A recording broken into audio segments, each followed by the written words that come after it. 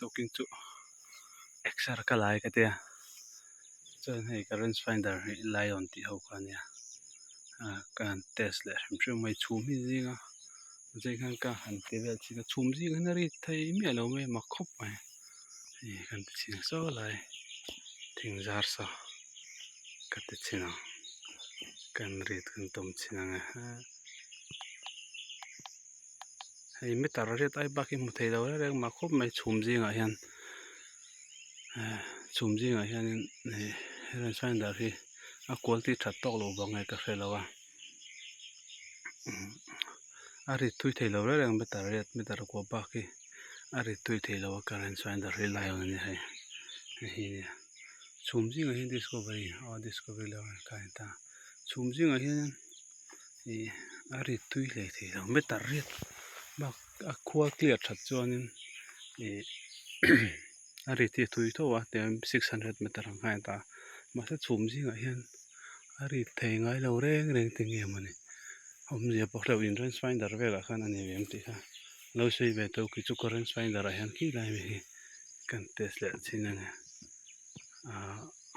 ti thiam har thin ve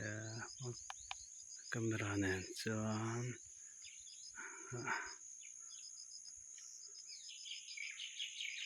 khi mi thing lo mi hi kan tum chin thing ki kan a rit hi dik thei lo re 8.4 ang char rit mi tar re tai thui rit thei lo chhum zinga chuan ti kha kan sei doi hi range finder test ri kan kala chhum zinga chuan a ti hle thei lo nge range finder dang quality dang hi ni ta se nge anang ka hrelo token zinga hei lion range finder kan ho thei chu ta sa hi chula kan kala anuam khop mai chu ma jing ma ra chu hei range finder hi test kan tuma kan test le thei lo ni ngai yang chhum meter riat